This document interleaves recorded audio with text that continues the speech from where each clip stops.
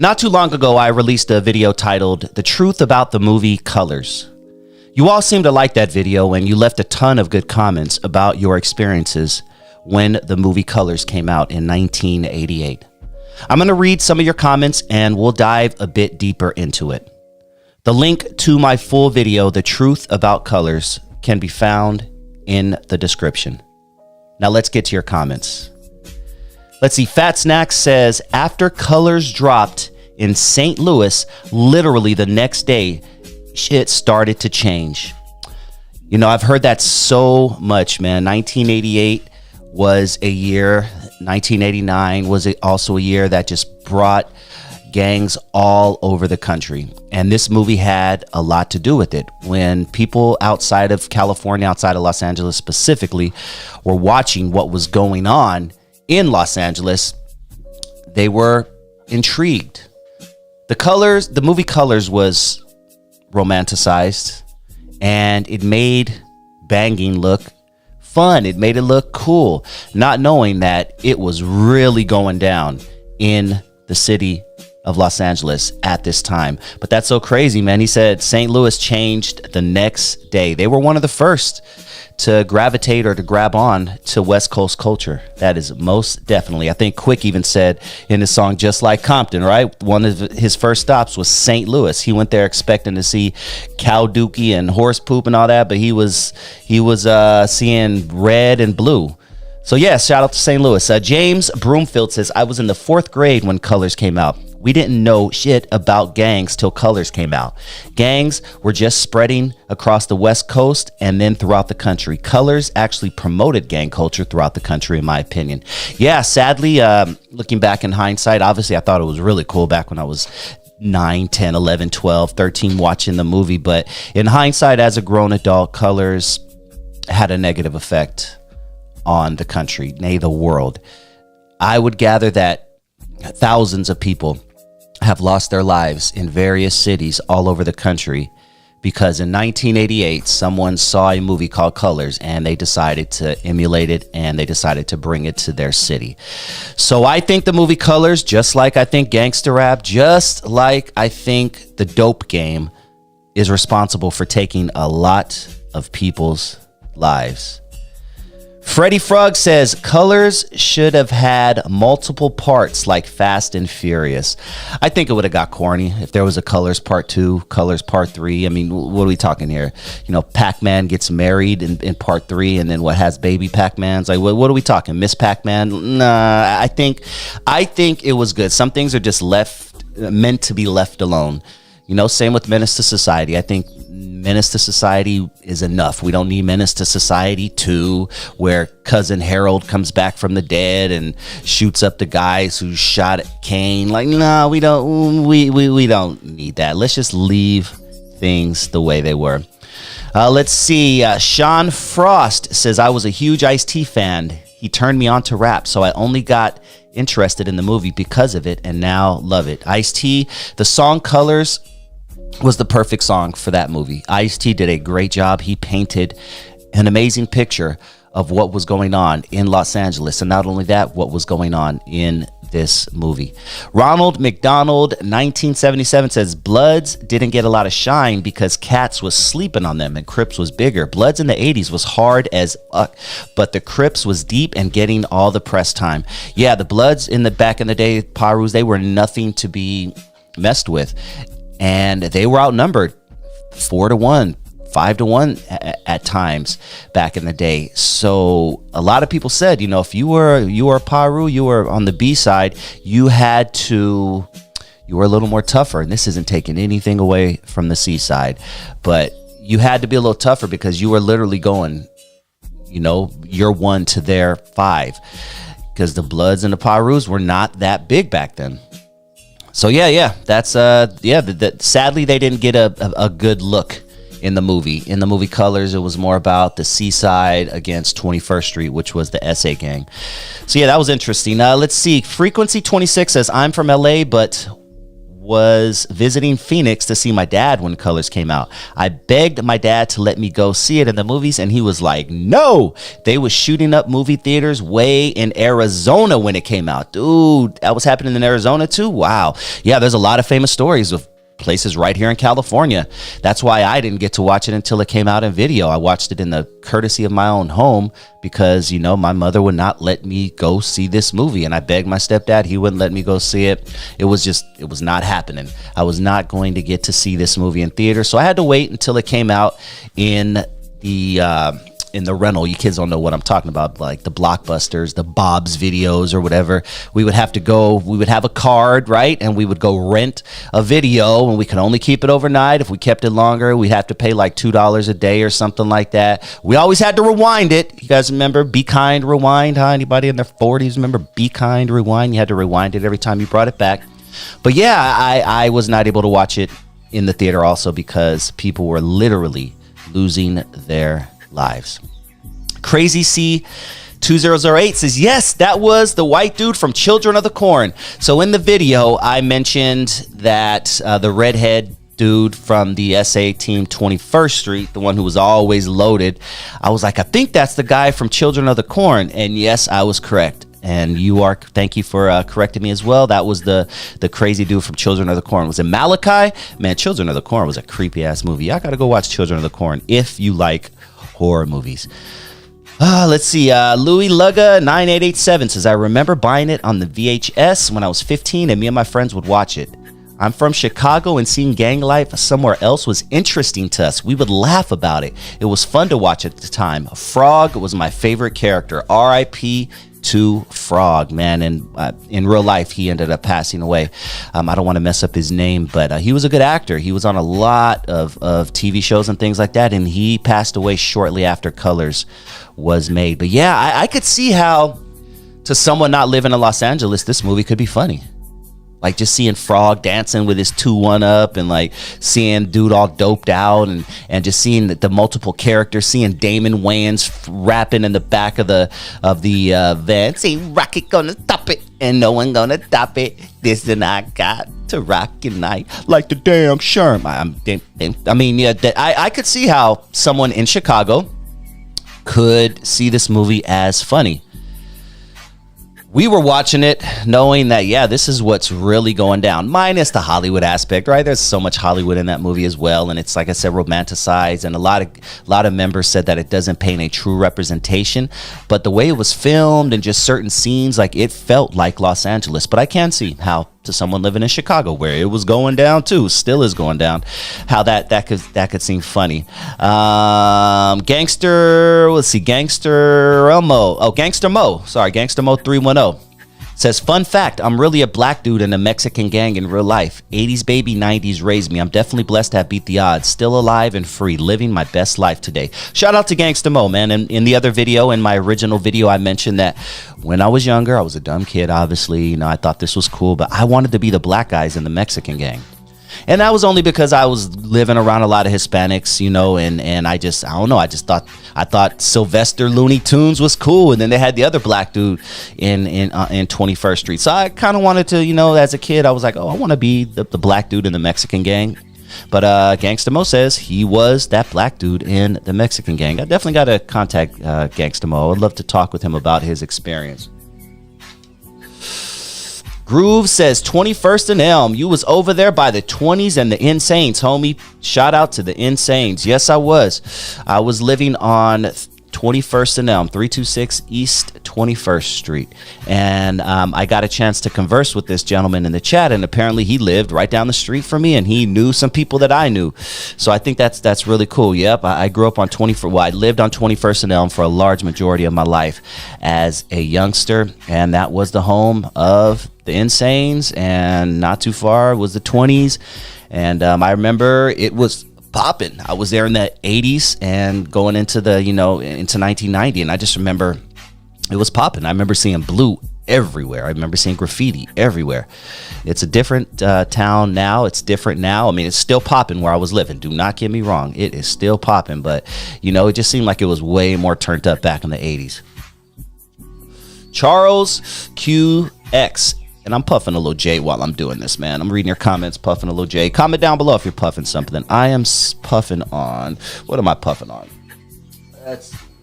Oh, this is some truffle. Truffle is one of my favorite strains. Comment down below. What are you puffing on? All right. See, Charles says, I'm from the East Coast. I saw the movie at the theater and didn't realize there was a huge gang problem in Los Angeles. We thought they was living like Breakin', Turbo and Ozone. Ice-T and King T was out. However, we didn't hear NWA until 89. So we was just learning about C's and B's.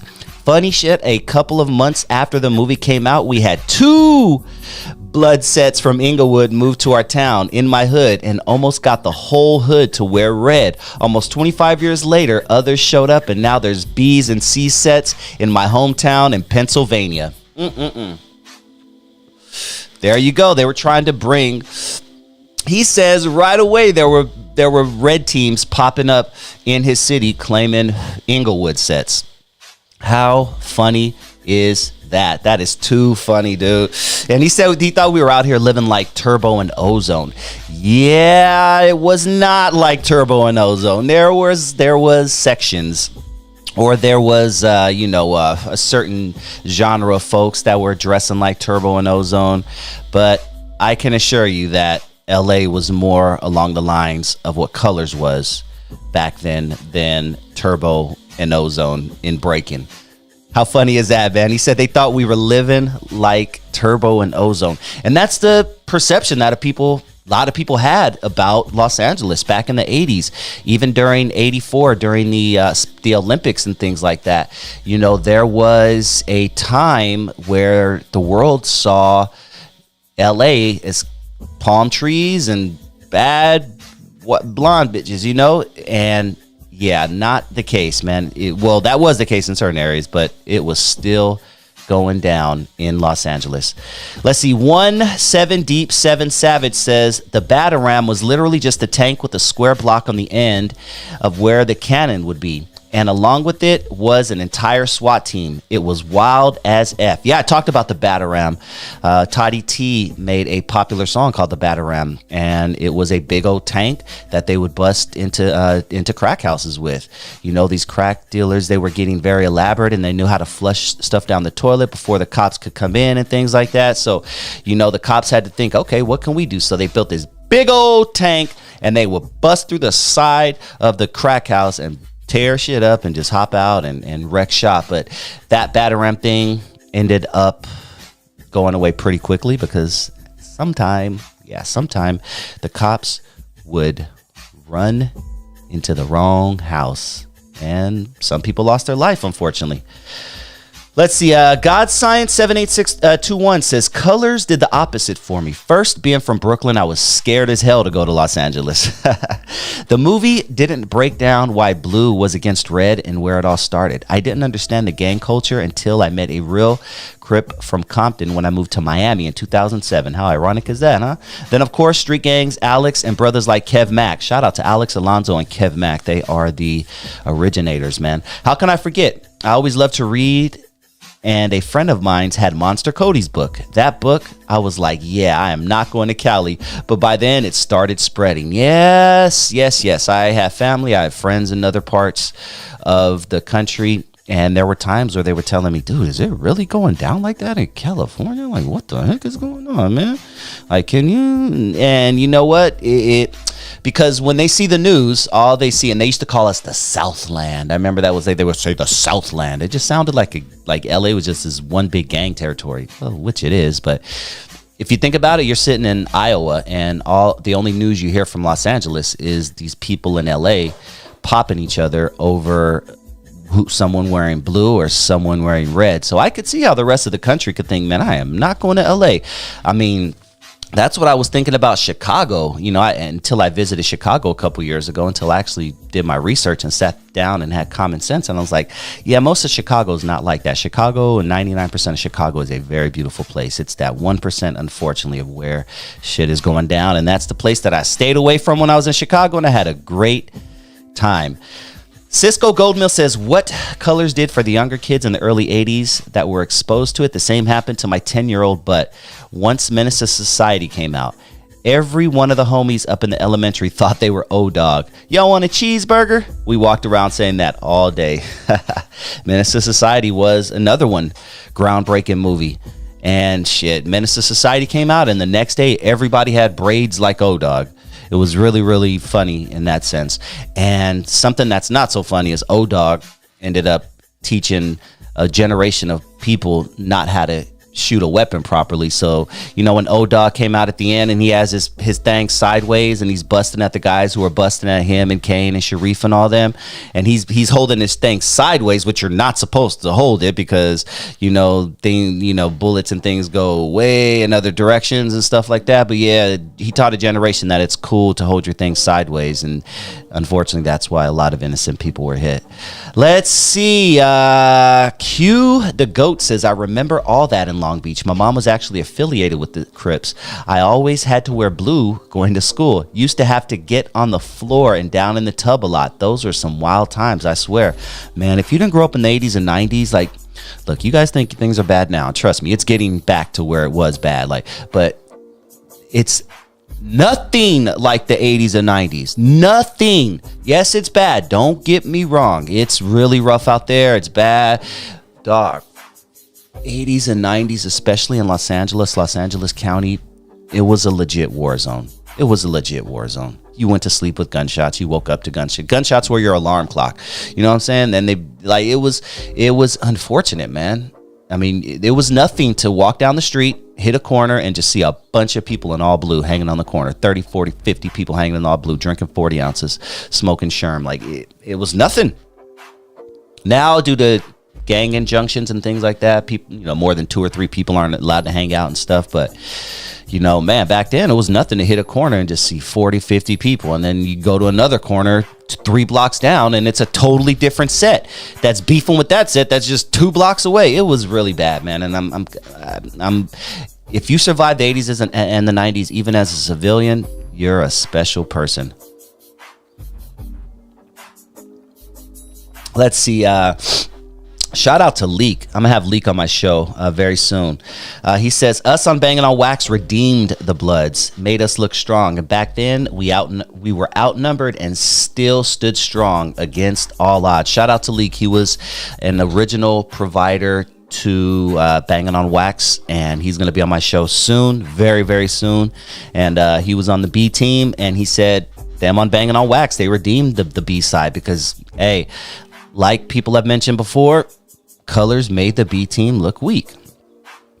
Let's see. Hassan Burton says, R.I.P. Dennis Hopper. That movie came out when I was 12 years old. I seen the extended version, director's cut, the whole 9. You're right, man. I've seen all of those. I know the movie by heart. I jerked off to the scene of Maria Conchita when Sean Penn was banging her. I was looking at Maria Conchita, all right? Wasn't looking at Sean Penn. But hey, back then we didn't have our phones with all this material that you guys have. We didn't have that, yo. So we had to have our jolly somewhere else. So yes, I did jerk off to Maria Conchita a couple times. Anyway, let's keep on moving. Charles QX says the main thing is the real G's didn't like one gang killing another and protested the movie with unnecessary violence. The main thing is the real G's didn't like one gang killing another. Oh, no. All right. Yeah, Vlad says, I remember dangerous and fun times. That is true. It was dangerous and fun. Let's see. Leland Glover says, I knew about C's and B's when I would spend the summer in LA in the early 80s on East 105th, Stanford. My relative put me on to the hood. It was a crazy time, man. Let's see. User, somebody says, my cousin and I went to go see it. And when it came out, Central California, country hillbilly town, we went in as skateboarders and came out as gang members, literally. And all the little towns all around turned into gangland. Damn, Central California, man. He said he walked into the movie, a skateboarder. He walked out, a gangster. And so did all the towns around him, man. Those stories are for sure all around the country. Let's see. Hey, bro, I had this, Long Beach, a place, brother. Let's see. Soul Heaven says, Long Beach, a place a brother rarely ever went. All Crips, Feds, and Longos. I grew up hanging around Harvard Park brims. I mean, yeah, Long Beach is a blue town. still is for the most part to this day at my last checking. Let's see. Kev Mitchell says, it is so funny hearing the stories around the country. I was 20 when this movie came out and lived not that far from LA. And the movie came out and people went to see it and said, just another movie. No big deal. The Ice-T is a banger, though.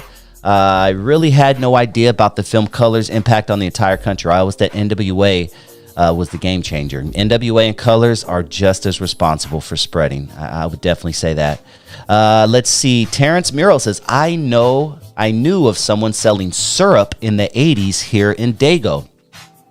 So he's saying that because in the original movie that is in the description, if you want to check out the link to the original movie that I'm discussing, it's in the description. The Truth About Colors, one of the videos I released a few weeks ago that's really popular and just got a lot of love. But the movie Colors originally was supposed to take place in Chicago. Yes, that's right. It was not supposed to take place in Los Angeles. It was supposed to take place in Chicago. And it was going to be a movie about the cough syrup epidemic. Apparently in the 80s, and you kids think syrup is something that Lil Wayne invented. No. Cough syrup has been around as a form of relaxation and things like that for a very long time. And apparently Chicago had a big problem with the cough syrup epidemic. And the movie Colors was specifically going to be in Chicago. How interesting is that? It was literally supposed to be in Chicago. But it ended up being in LA because, before the movie was greenlit, or while it was greenlit, everyone was talking about this crazy situation that's going on in Los Angeles where people are literally taking each other's lives over the color of a t-shirt. So they moved the movie over to Los Angeles, and all is history. All right, let's see. Frequency says Banging on Wax had an equal or more effect than Colors. But my partner in St. Louis called me and said when Colors came out the very next day, literally, he said everybody was Bloods. There's another one, St. Louis, man. They was banging. He said everybody was a part of the B team after that movie came out. Let's see. DREPASLP says we had it in San Antonio, but it went crazy after the movie. Yes, San Antonio was one of the first, and San Antonio probably got it more towards the dope game. The C's and B's went there more for dope. And then I'm sure as that movie came out, as my man said, San Antonio, it went crazy after that movie came out. All right, let's see. Ari Tonali's 43 says, at that time, it was insane in 20 Crips, but mainly insane. Although I stayed on 23rd and Olive, I was always over there playing at the homie's house. I'm sure I can name some names. I'm sure you know how the fire department that was on Pasadena would not go. Oh, yes, I remember that. There was a fire station right there on Pasadena. He's talking about me when I was living in Long Beach at the time. Sorry, guys, it's personal. But he said they would not go to any of the surrounding blocks without police escort. Firefighters would not, and ambulance workers would not come to certain areas, my block being one of them, without a police escort. Isn't that nuts? That's how it was in the 80s. Once again, you kids think you have it bad now, and it is getting bad, but it ain't nothing like the 80s. All right, let's see. Ronald McDonald says J-Bone was from 8-9 East Coast. Yeah, J-Bone was apparently in the van with Rocket and Damon Wayans, the opening scene, the hey blood, so yeah, J-Bone was apparently a real one. Let's see. Hub City BG says, I went to the movies when this came out. I was 5 years old. Oh, your dad or mom was very brave to take you there. Aaron Jew says, what's up? Grew up on Walnut and Anaheim Street in the late 80s and 90s. Shout out to Long Beach, man. Getting a lot of love. OG Hindu says, I'm in Kansas City and I've been hearing Cuz and Blood before Colors came out since 85, 86. Yeah, a lot of the West Coast, because Missouri is a hop, skip, and a jump from California, so a lot of the West Coast towns, Midwest towns, they were the first to definitely get hit. Let's see. A fun King of Words says, a fun fact, Colors was supposed to be a Chicago lean movie. Yes, I just brought that up. You're right. He also says, well, did you know New Jack City movie made by Barry Michael Cooper was supposed to be based on Detroit's brothers, the Chambers brothers. And before the storyline location was supposed to be in Detroit, not New York City, Nino Brown was based on Larry Chambers, the sinister older brother that ran the organization. So the next time you watch New Jack City, now you know it's based on the Chambers brothers. Yes, I do remember that. I do remember reading that somewhere. Let's see. Barry Miller says, where are you from? I'm from my mom's vagina, dog. Let's see. Which is our this movie and Bangin' in Little Rock made gangs worse? Yes. Bangin' in Little Rock. You guys know Bangin' in Little Rock, right? Bangin' in Little Rock that was one that was very interesting, man. I have an interview with someone who was tied in. Two people actually who were tied in with that movie. So type in Dusty Vision Banging in Little Rock, and I'm sure you will find it. But Banging in Little Rock was another one, man, that I watched. That's one that surprised me living in Los Angeles. 93, 94, I'm watching this movie about these dudes banging in Little Rock, Arkansas. I'm like, Little Rock, Arkansas? What the heck? I had no idea. It blew my mind. Probably the way Colors blew a lot of other people's minds. But yes, dude, I just, yeah, it was trippy watching these kids stack and talk about things that were happening in my city. Banging in Little Rock is a good one. If you haven't seen that, I would highly recommend you check that out. Let's see. Madam Pocket says, I grew up on Colors too. LOL, I'm from the Bay Area, but I swear I was a Crip in my last life. I'm nice. That's hilarious. Yeah, Bay Area, man. Crazy. Sharon, PCP is like embalming fluid. Yeah, man. They were hitting that Sherm. Ugh. They were hitting that Sherm in the back of that van, and Sherm was really big. Just before crack hit, Sherm was huge. Let's see. Chicago would also have been a badass place for a gang movie. The Vice Lords and GDs and P-Stones and Latin Kings. That would have been cool. So that would have been interesting. So going back to the person saying there should have been a Colors 1, Colors 2, Colors 3, Colors 4. Maybe if they were filmed in different cities, that would be cool. Because Colors 2 could have been filmed in Chicago and told the story of the Vice Lords versus the GD. Yeah, I think that would have been cool. I think that would have been cool. Let's see. The movie was some BS, making the Damus look like some busters when anybody who was living in LA during the 80s and 90s knows better. Well, yeah, we definitely talked about that. Colors by Ice-T, bar for bar, lyrically, and that beat is the hardest gangster song in history of all time. I definitely think it's one of my favorite gangster songs of all time. I know it by heart, and I just think it's awesome. Yeah, it's a great movie, and I really enjoy it. Even to this day, if it comes on TV, I'll watch it. But anyway, I'm gonna get the heck out of here. I hope you enjoyed this, and I'll be doing a lot more of this. If I see there are videos that get a lot of traffic, videos that you guys comment on a lot more, then I'll read some of your comments and just talk with you about it. But thank you guys so much for tuning into the show. Please hit that like button if you haven't already. Please hit that subscribe button as well if this is your first time joining the channel and you like what you hear. Thank you for tuning in to Dusty Vision TV. Please hit that like button if you have not already. And if this is your first time joining the channel and you like what you hear, please hit that subscribe button. And if you enjoyed this video, you just might appreciate this bonus clip I'm about to play for you right now.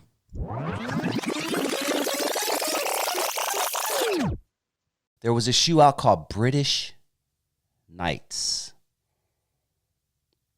And the abbreviation of British Knights, and keep in mind I'm saying Knights, Knights, British Knights. The abbreviation for that is a derogatory thing to say to the red team. And it had the initials right there, the B and the letter right after that for Knights. And you better not have get caught wearing those shoes. So it went from being like, oh, a hip hop thing. Yeah, man, we cool. Like, yeah, man, hip hop, blah, blah, blah. To nah, homie. If you wear those, you might not make it home. Why you wearing those British Knights, homie? I was about to say, the BKs. We call them BKs. And no derogatory. And everyone knows I have love for my, there's no derogatory. I'm just saying that's what they were called back then. You couldn't even wear K-Swiss in certain areas. K-Swiss, Dusty Vision? K-Swiss. K-Swiss. Because K-Swiss had an acronym. A lot of stuff had acronyms. Fila had an acronym. Eggs in L.A. I'm not going to say the real word. Forever I Love Atlanta. That was what they used to say back then in Atlanta. But here, K-Swiss, in certain areas, there is a derogatory term for the red team that starts with an S. Okay? Pretty sure a lot of you listening right now know what I'm talking about. Not going to say the word. But K-Swiss apparently stood for Kill S's When I See Some.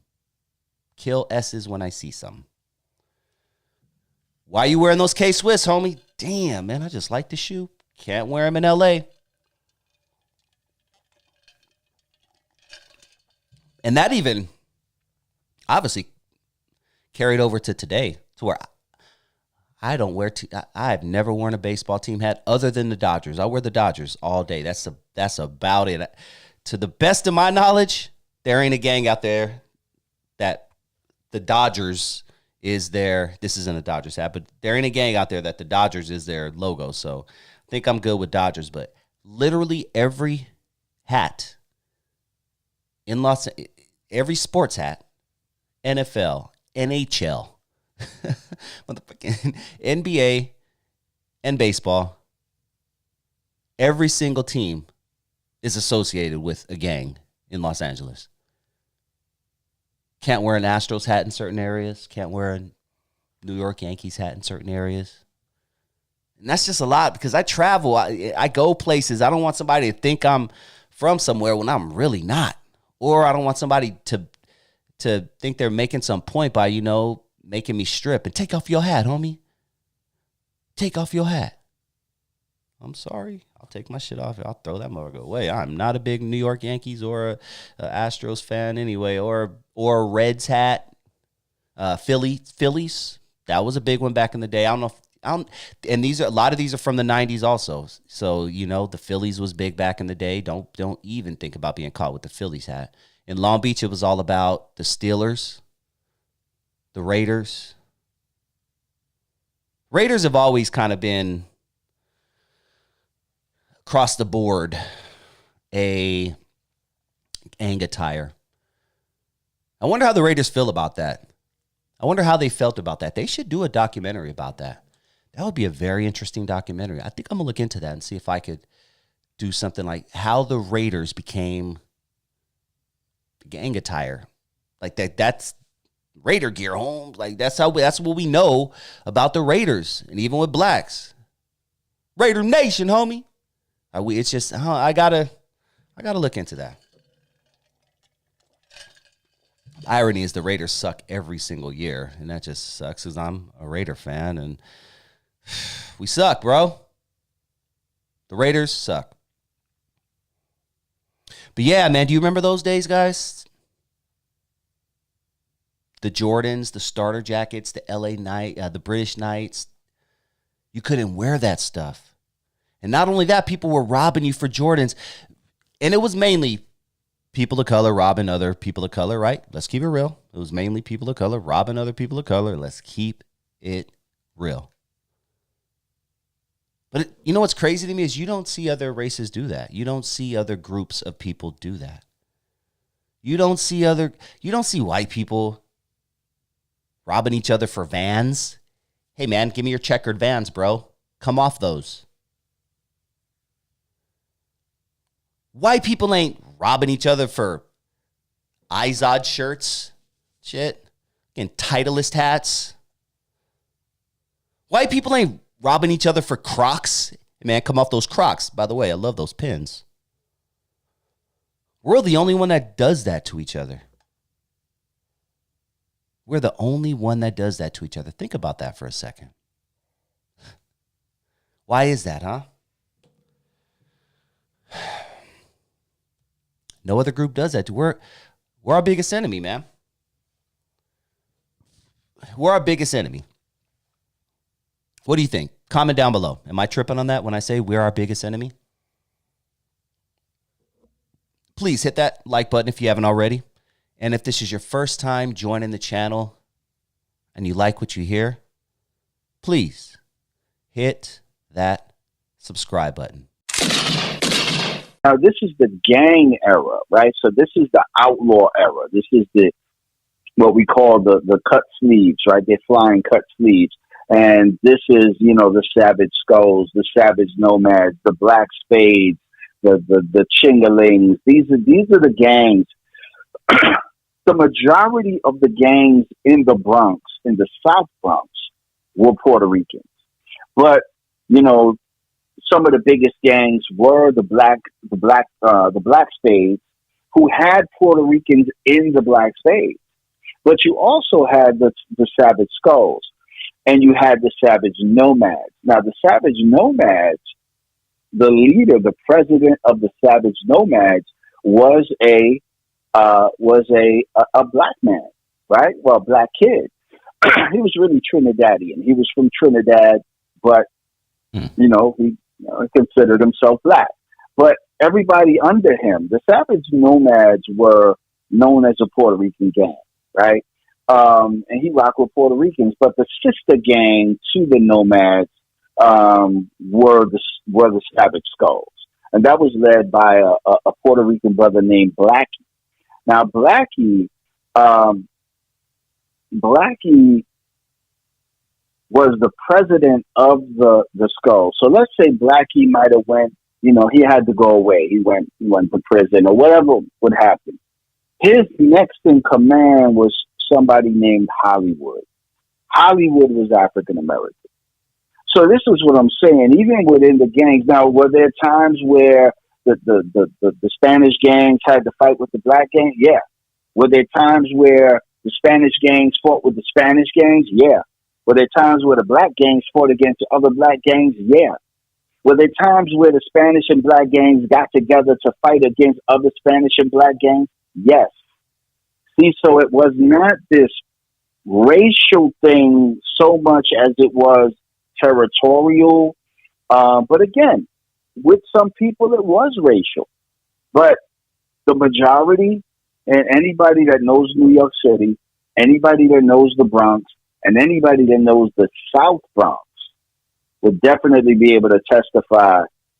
We rocked together. We played together. We fought together. We made babies together.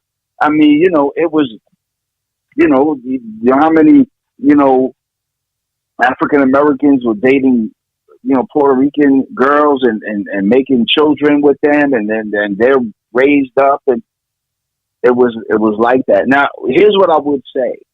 What I found funny as a young kid, I would always notice that, the black African Americans were dating African Americans, and Puerto Ricans were dating Puerto Ricans. But I would always see, like, the younger generation started to date each other.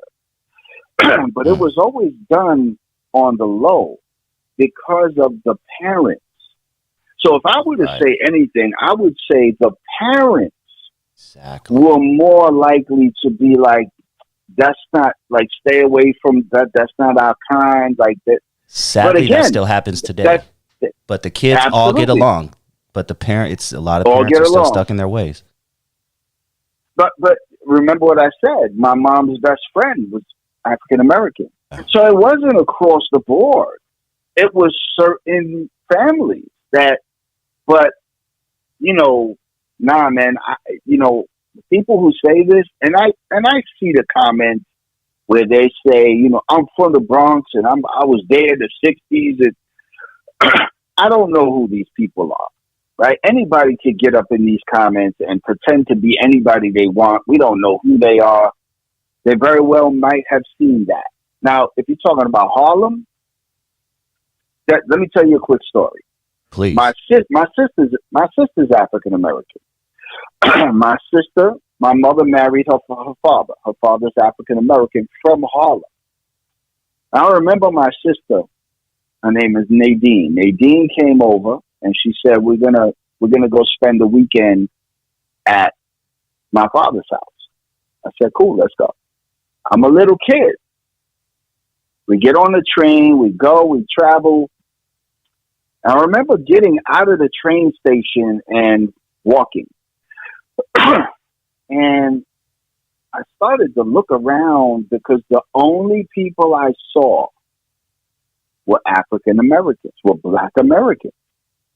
And I stopped my sister and I said, how come I don't see nobody else? And she said, "This is Harlem, Derek. That's why." So in the Bronx, it was a melting pot. I had never been to Harlem before, so I wasn't used to just seeing one race of people, and it was cool because my sister lived in Harlem. My sister was Black and Puerto Rican, so she went to Harlem, but then she came to the Bronx, to Mom's house, and it was all love, man. I don't know. People want to make it something that it wasn't. Yeah, and it's crazy, man, because all my life I've knew that Bronx was a melting pot. And sometime within the past few years, there's this new narrative now that Blacks and Latinos weren't hanging out together. It's crazy to me. But a lot of people in my comment section, going back to hip hop, another thing that gets mentioned a lot is that Puerto Ricans didn't even like hip hop music at that time. They were calling it jungle music. They weren't in support of it. Once again, that's not what I knew growing up, but you were there. And it sounds like you loved hip hop just as much as your neighbor who was Black. Right. Again, it wasn't called hip hop then. We're talking about those early breaks, those beats. When I heard the MCs. Yes, y'all. We call it yes, y'all. We'll call it the yes, y'all, right? So what they're referring to is the famous interview with DJ Charlie Chase, where Charlie Chase talks about his experience. And his experience is that he wanted to play this music. Now they're saying, well, he's talking specifically about Black music.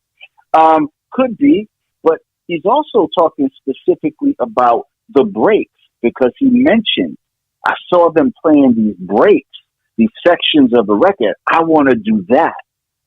So he said, and I quote, "Some of my friends gave me flack, and they said, why you playing that Jungle Bunny music?" Okay, we got to take things in context, right? Was this every and all Puerto Ricans in the Bronx calling it Jungle Bunny music? Who were these people who were his friends who said this to him? Was this the older generation? He doesn't say. We don't know who said this to him. Was these guys who just like salsa music? Well, he doesn't say. But he does say they called it, but it's these particular friends of his.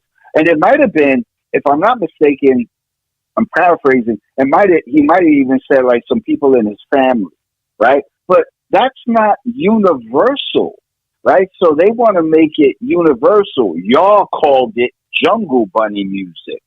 No, not all of us called it that. These YouTubers are like WWE wrestlers. What you gonna do when Hulkamania and the largest arms in the world run wild on you? When I was a kid, I used to love watching WWF. It was called WWF back then, not WWE. Every Saturday morning, every Monday Night Raw, pay-per-views, I couldn't get enough. I have a confession. I, Dusty Vision, am addicted to YouTube bullshit. And what you gonna do when Hulkamania and the largest arms in the world run wild on you? It reminds me of my time as a kid watching WWF.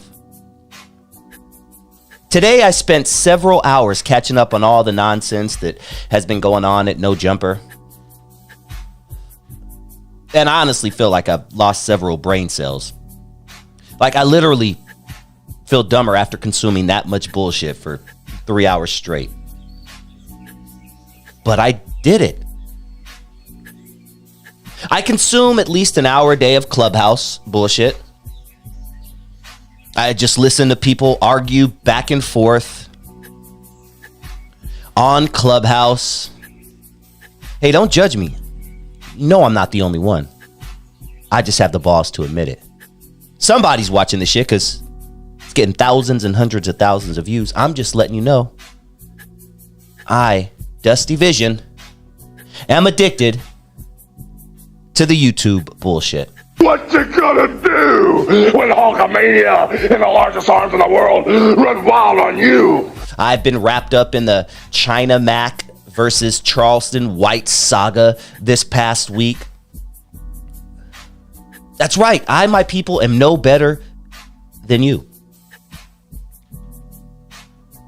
I literally feel dumber after consuming so much of this BS this past 7 days.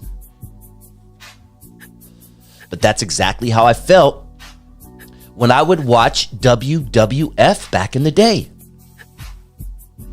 Grown-ass men going back and forth, huffing and puffing about how bad they are. What you gonna do when Hulkamania and the largest arms in the world run wild on you? We got Chinese spy balloons, train derailments, a dingbat president. We got Russia, China, North Korea breathing down our necks. I realized today that I consume this YouTube bullshit to escape from that.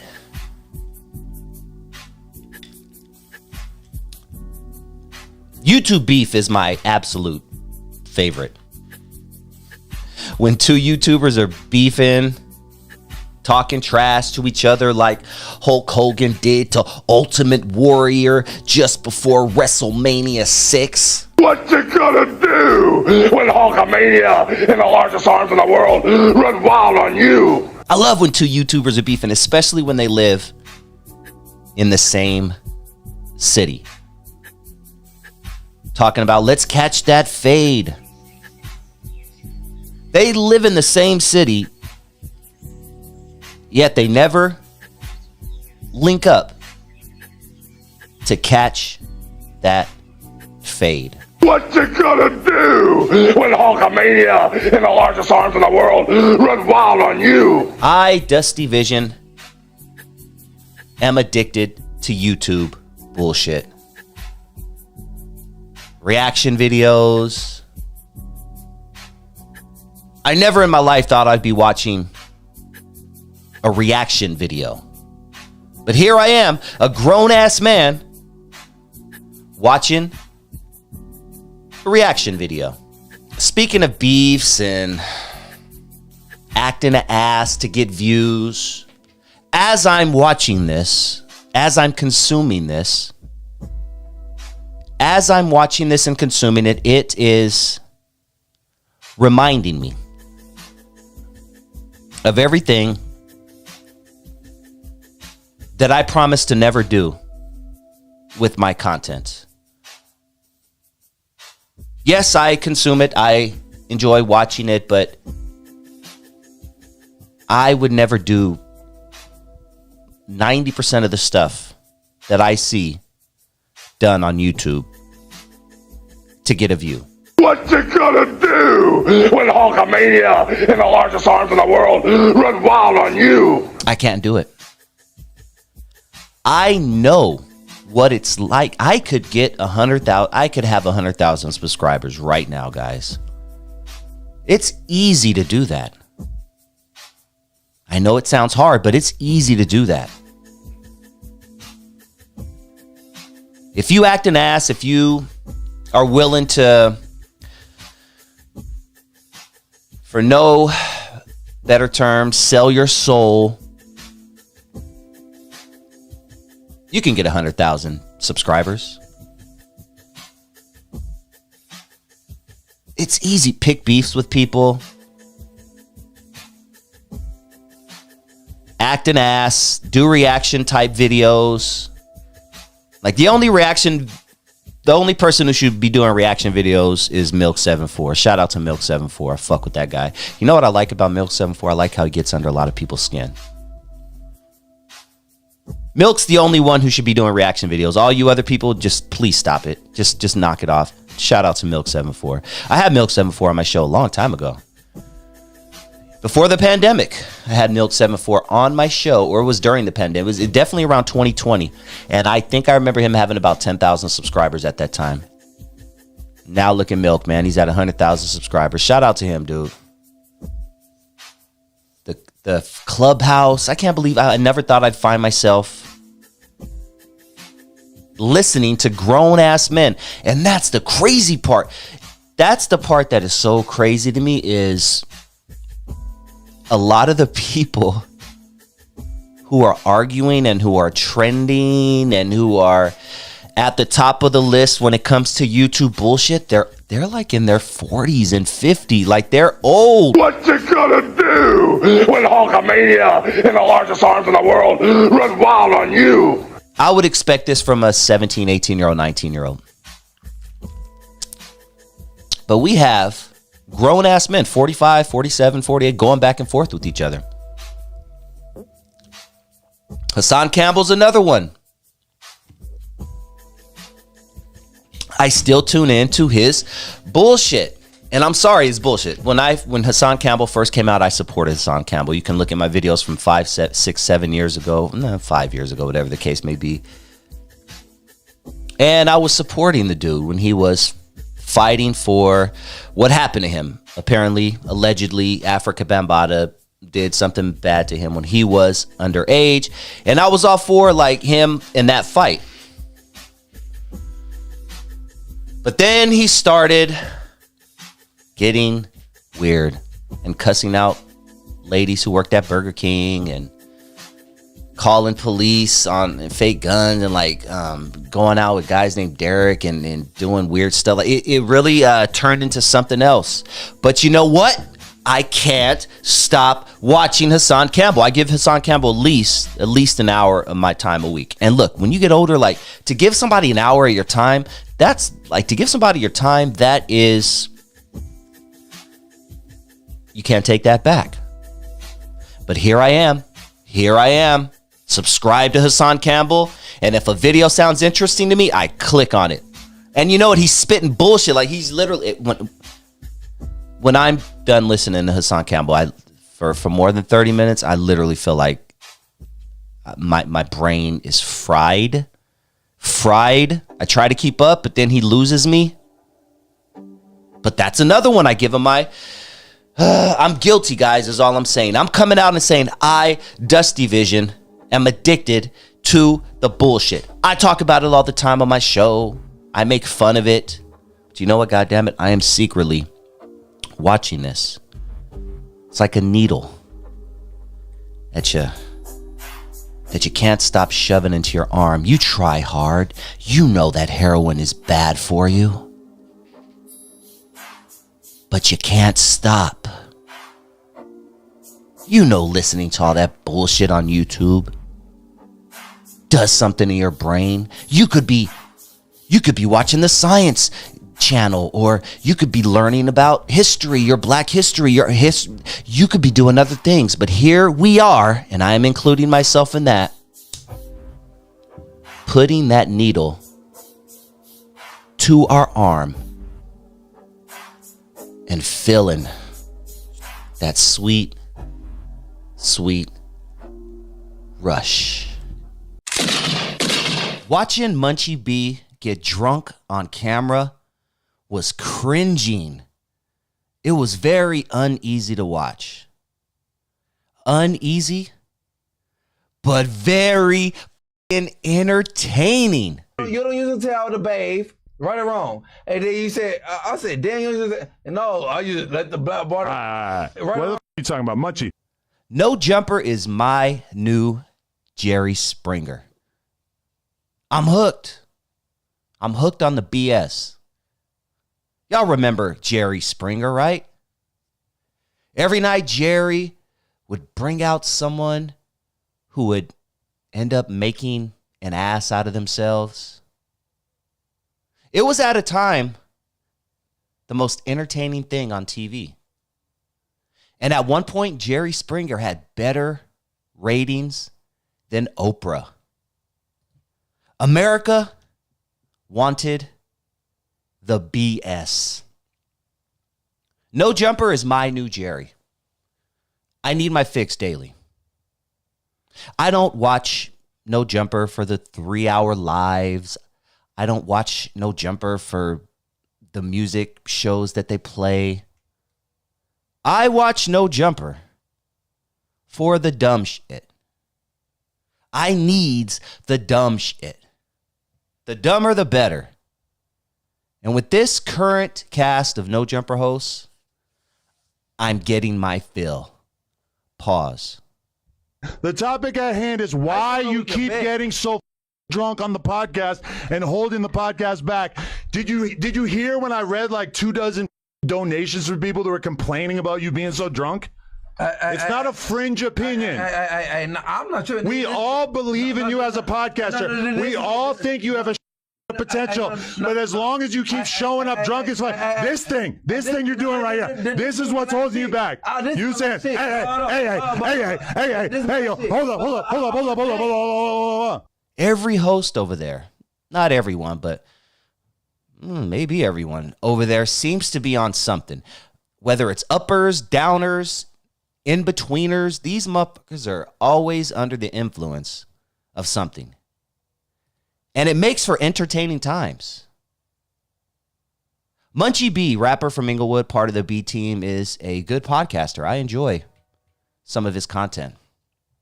He's a good storyteller. He's entertaining. And he's a drunk.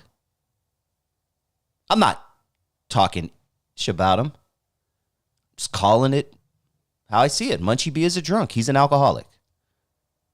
On several occasions, Munchie B has been seen on camera well past his limits. It's cringing. But I can't stop watching. I love drunk Munchie B. It's like a train wreck. It's like when you're on the freeway and you see a car accident on the other side, so you slow down and you turn your head to see if you see any bodies laid out on the road. Munchie B is crashing out. I don't know what it is about that platform over there that turns respectable people into embarrassing messes. I learned early in my podcasting career to never get wasted while going live. I'll sip on a beer while I'm recording, maybe take a few hits of a joint. But I understand that everything I do on the internet will be around forever. Forever. Ever, forever. And I would hate in 5 years, 10 years, one of my family members, I don't know, my grandson or someone cruising the internet and they see a video of me intoxicated to the level that Munchie B was intoxicated. But this last go round was one of the more embarrassing moments on No Jumper. Munchie B got shit-faced. And Adam basically treated him the way you would treat your drunk cousin who gets a little too annoying after drinking too much Crown Royale at the family reunion. Munchie, this is not what you want to be remembered for. You have the chance to be great. You have an opportunity right now that very few people will ever get to have. You are the main host, one of the main hosts, of arguably the most popular podcast on YouTube in the urban community. Don't F this up, dude. Unless you don't care. If you don't care, I say F it up, do your thing. But if you care about your future, do better, especially when online. I will never down talk someone for what they do in the privacy of their own motherfucking home. Because I have my vices also. But when you're on camera, Put that bottle down. Don't be that guy. And Adam doesn't give a fuck about you. He may act like he does to portray a certain image online, but at the end of the day, all you are is views to him. And when you crash out, that means what? More views. All Adam cares about are views. And that's okay. That's all most of us care about. Let's keep it real. If you are on YouTube, you want the most views possible. That's why we do this. Any YouTuber that tells you, man, I ain't in it for the views, is a goddamn lie. Adam is in this for the views, and Adam will allow someone to continue to do something over and over again. In this case, he's let Munchie get drunk many times on camera because he knows that's the type of shit that most of his audience, including me, tunes in for. But Adam will allow it to go on over and over and over again because it gets views. And then one day, Adam will blow up because he knows that will get views. Everything Adam does is calculating. He's a very smart man. Don't get it twisted. But Munchie, look at the bigger picture. Clips like this are going to prevent you from getting certain hosting gigs in the future. I know I personally wouldn't trust hiring you after watching you get wasted so many times on camera. So I guarantee there are other platforms out there who have thought about doing business with you. But after seeing you tossed up off that Henny bottle, they decided not to. Munchie, you are talented. One of, if not the most talented guys up at No Jumper. When you're regular, you are. You're entertaining, bro. You're entertaining. Regular. Don't mess this up. I enjoy the BS. Yes, I do. But I'd much rather see a young black man like you take advantage of an opportunity like this and succeed. Because I truly believe you are bigger than No Jumper. Put that Henny bottle down, bro. At least when you're on camera. That's my personal advice. But what do you guys think? Comment down below. Hit that like button. And please, if this is the first time joining the channel and you like what you hear, hit that subscribe button.